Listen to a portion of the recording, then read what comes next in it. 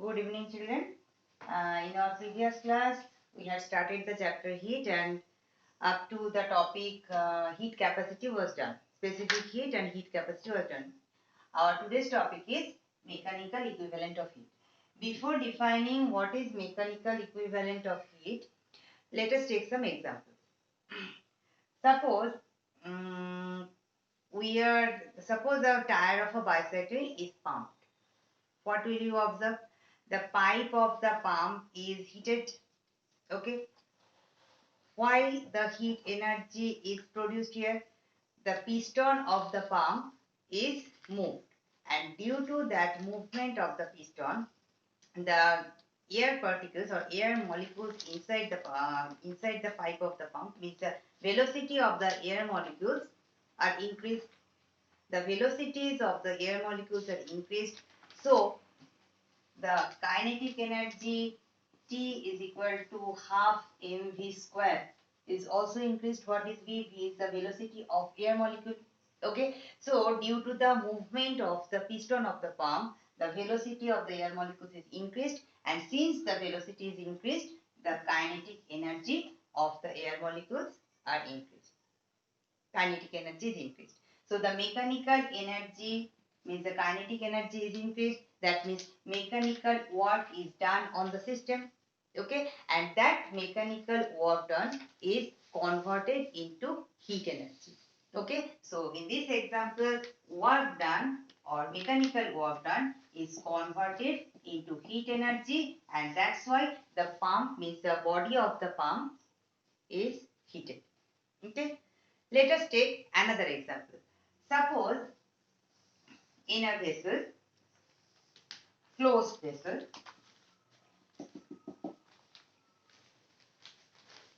a gas is contained. A gas is contained inside a vessel. The pressure is constant, but the volume is not constant. Volume is not constant. Volume is not constant. We are applying some amount of heat energy from outside. Q is the heat energy, or better you write H. H stands for heat. Heat energy from outside. Pressure is constant. Supplying of heat energy increases the volume of the gas. Okay. Since the volume of the gas is increased, the gas molecules do some work done against the pressure.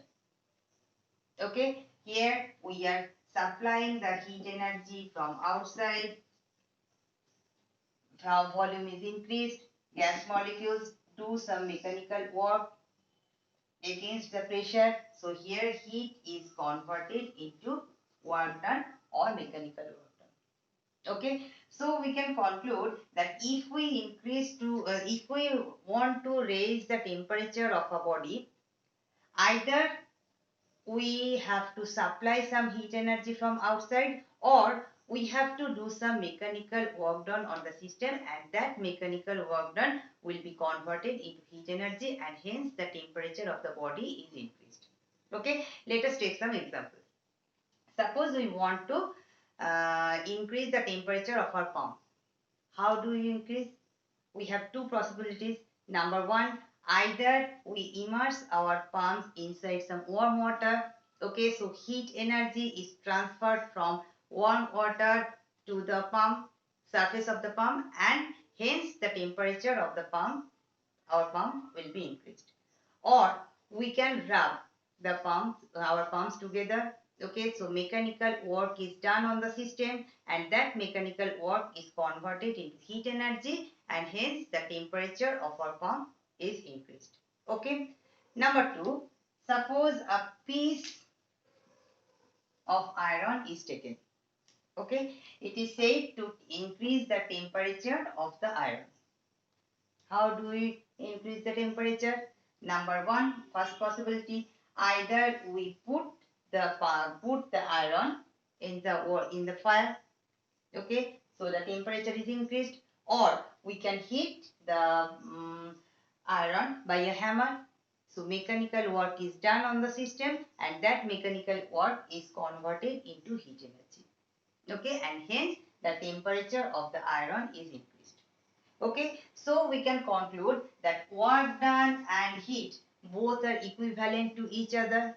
Means heat, work done and heat and work both are equivalent to each other. Work may be fully converted into heat energy, or heat may be fully converted into work done. Okay, so we can write our conclusion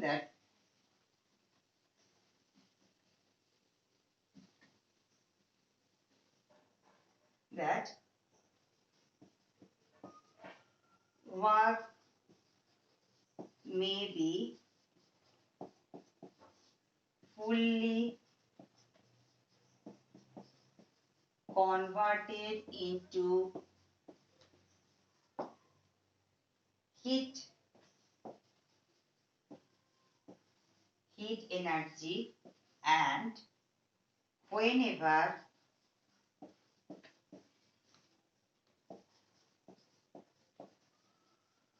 mechanical energy or mechanical work done, both the same, mechanical energy is fully converted into heat energy, the heat that is obtained by this process, the heat so obtained is directly proportional to work done, and vice versa. Okay, heat is fully converted into heat energy, so we can conclude that heat and work done are proportional to each other. Okay, let us consider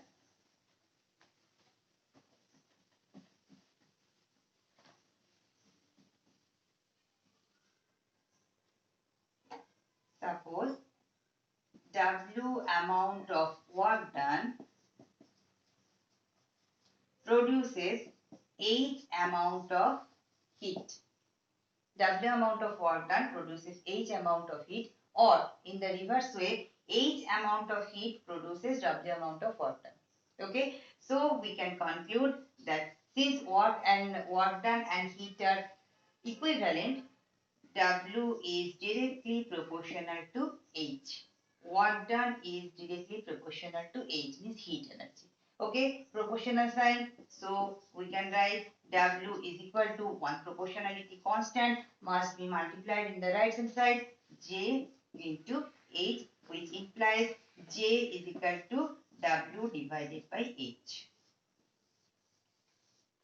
This proportionality constant, what is J? You have to mention, where J is the proportionality constant.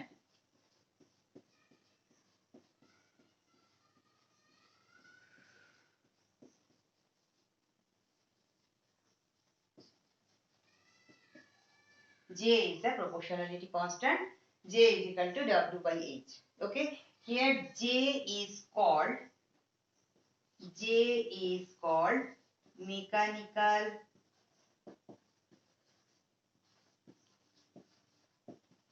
equivalent of heat.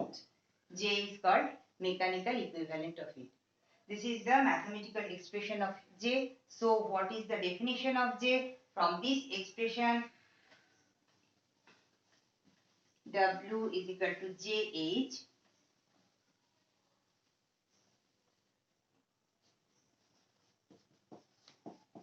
which implies W is equal J equal to W by H. Okay. If H is equal to 1 means unit heat energy, 1 calorie or 1 joule of heat energy. If H equals to 1, then we can write J is equal to W. Okay. Then what is the definition of J? If The J is the mechanical equivalent of J. Mechanical equivalent of heat is defined as the work done that produces unit amount of heat energy. Unit amount of heat energy means either 1 calorie heat energy or 1 joule heat energy. So what is the definition of J? Mechanical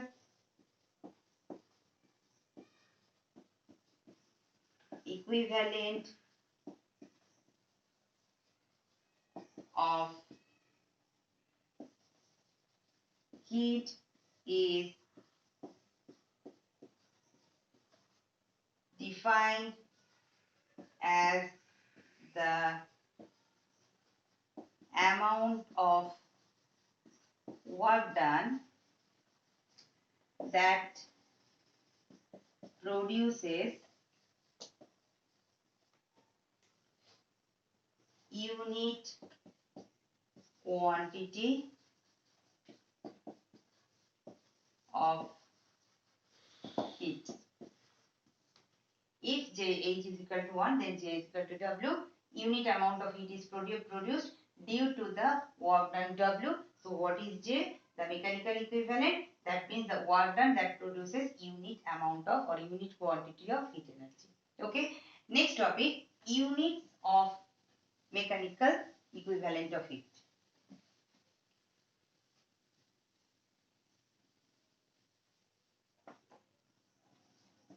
Unit of J. J means mechanical equivalent of heat. Number 1, CGS unit. In CGS system. What is the formula of J? Initial formula, main formula W equal to JH, which implies J is equal to W by H. Okay, this is the formula of mechanical equivalent of heat. Numerator work done, denominator heat. CGS unit of work done, arc. CGS unit of heat, calorie. Okay, so CGS system, the unit of J is arc per calorie. What is the value? Value of J.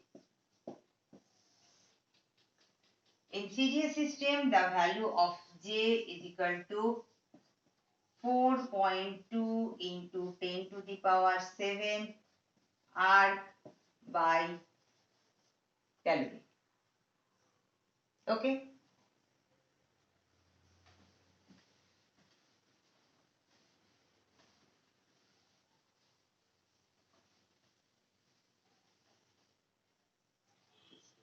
CGS system 4.2 into 10 to the power 7 arc per calorie. This is the value. Unit is arc per calorie. Value is 4.2 into 10 to the power 7. Numerical means magnitude is 4.2 into 10 to the power 7. Simplify it. 4.2 into 10 to the power 7 arc divided by 1 calorie. Okay. 10 to the power 7 arc is equal to 1 joule. Okay, joule is the SI unit of work done. Okay, so 10 to the power, instead of 10 to the power 7 arc, we can put 1 joule. So in the numerator, 4.2 joule divided by, we know 1 calorie is equal to 4.2 joule. Put it here. Numerator and denominator are same. 1. Okay, joule and joule both are in SI system. So in SI system, the value of J is 1 and the unit of J is 0. 0 means the J is unitless in SI system. So we can write in SI system,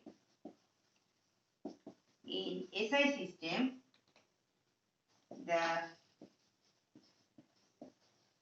mechanical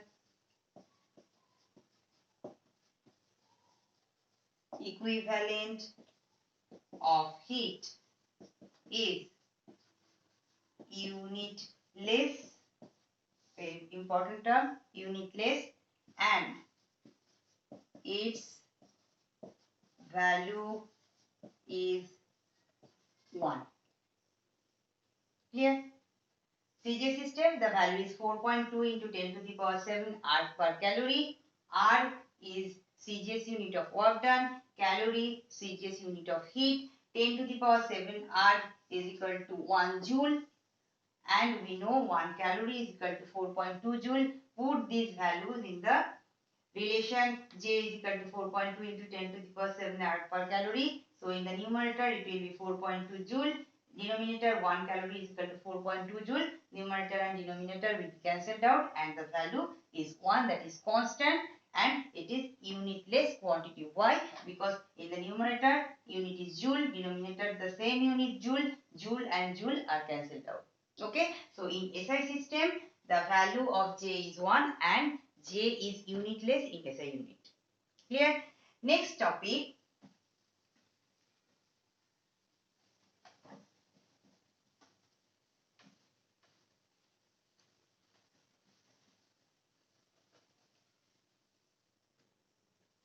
Latent heat.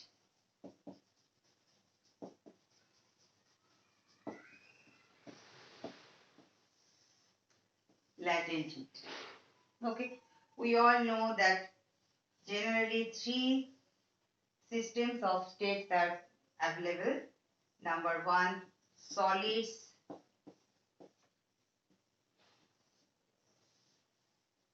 Number 2, liquids. Number 3, gases. Okay, change of state from solid to liquid is possible. Reverse state, liquids to solid, is also possible. From solid to liquid, the name is fusion. Liquid to solid, solidification or freezing. Okay, liquids to gases, possible name is vaporization. Reverse procedure from gases to liquids, name is condensation. If we supply heat to solid, solid turns into liquid. Solid turns into liquid. Name of the process is fusion. If we absorb heat, or if heat is given out from the liquid turn into solid, and the name is solidification or freezing. Similarly, if we supply heat from outside to the liquids turn into gases, name is corresponding name of the change of state is vaporization, and if heat is given out from gases, the corresponding name is condensation. Okay, means from gases to liquids it is condensation. Okay, now if some amount of heat is supplied from outside, suppose the heat is Q. Okay, total amount of solid, mass of the solid is M. Clear? Let us draw another diagram. In a container, suppose a solid is taken. Heat supplied from outside is Q. Total mass of the solid is M. Okay.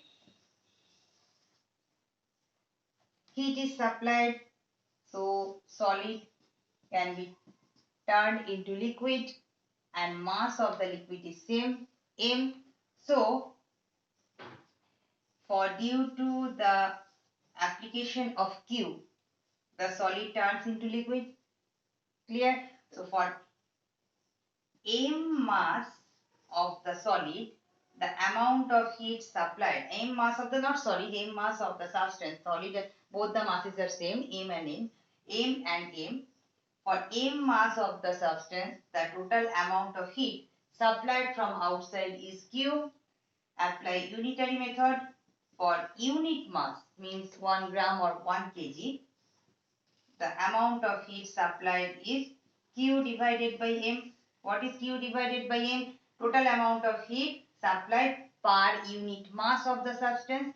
This amount is known as latent heat of the substance for the corresponding change of state. So what is the definition of latent heat? The amount of, and one thing, if we take the liquid state of mass m and if we subtract heat from the liquid, okay, then we can write that for m mass of the liquid, the amount of heat that is given out from the liquid is q. So for unit mass of the liquid, the amount of heat that is given out from the liquid is q by m. That q by m is also called the latent heat for the corresponding change of state. What is the change of state? Here the change of state is from liquid to solid if the heat is given out from the liquid. Okay, so what is the definition of latent heat?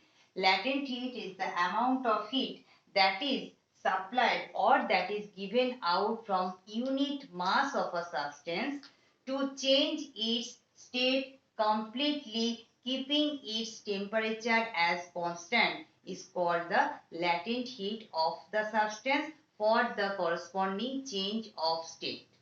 Okay, enter the during the process, the temperature of the substance is constant. Okay, temperature is constant, only the state is changed. State of the substance is changed, but temperature remains constant throughout the process. Okay, and the amount of heat per unit mass of the substance is called the latent heat for the corresponding change of state. So what is the mathematical form of latent heat?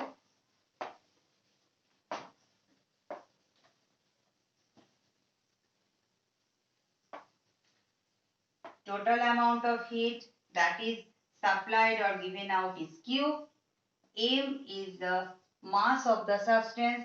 Latent heat L is equal to Q divided by M, which implies Q is equal to M into L. Latent heat is represented by big L.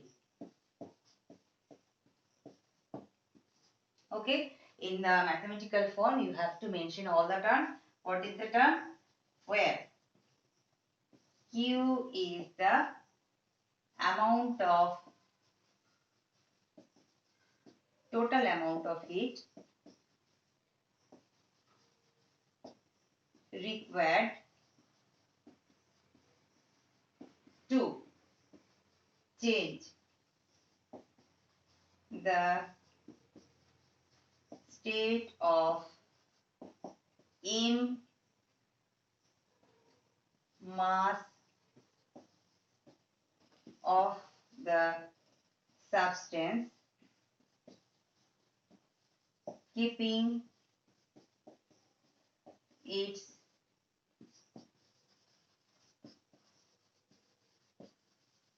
temperature as constant. Q is the total amount of heat required to. Required to means either it is supplied or it is given out from the substance to change the state of M mass of the substance. Total mass of the substance is M. M mass of the substance keeping its temperature as constant. Okay, and L is the latent heat of the substance for the corresponding change of state. Latent heat of the substance for the corresponding change of state. Okay, so 4 types of latent heats are possible.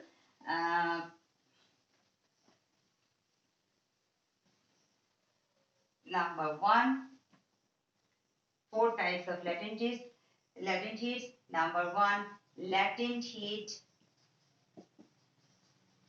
of fusion.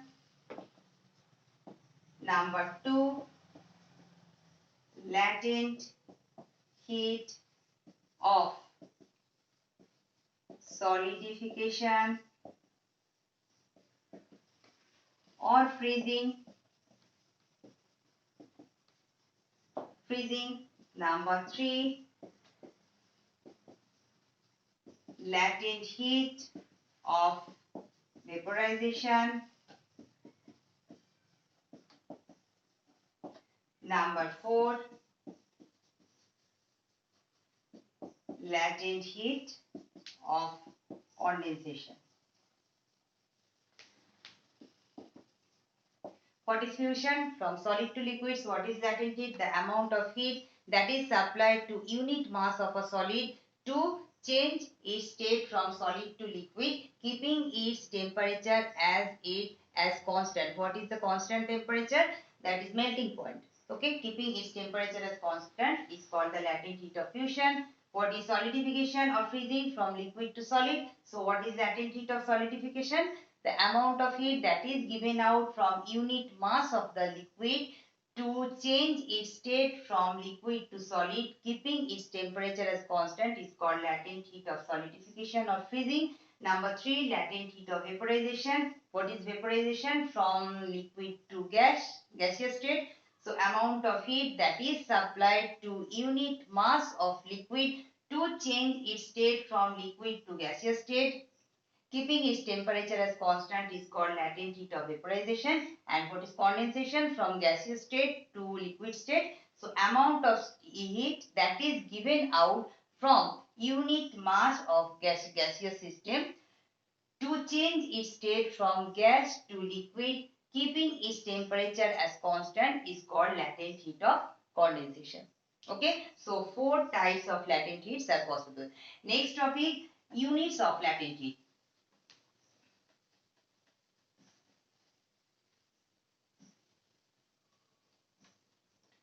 Next,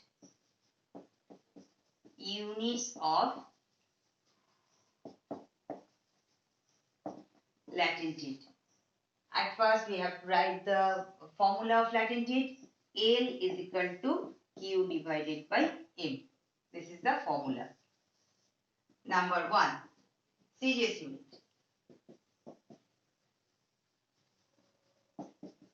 CGS system, unit of Q means unit of heat is calorie. Unit of mass is gram, so calorie per gram is CGS unit. Number 2, SI system. SI unit of heat, joule. SI unit of mass, kg. So joule per kg is SI unit of latent heat. Definitely there is a relation between calorie per gram and joule per kg. Let us find the relation. Next topic, relation between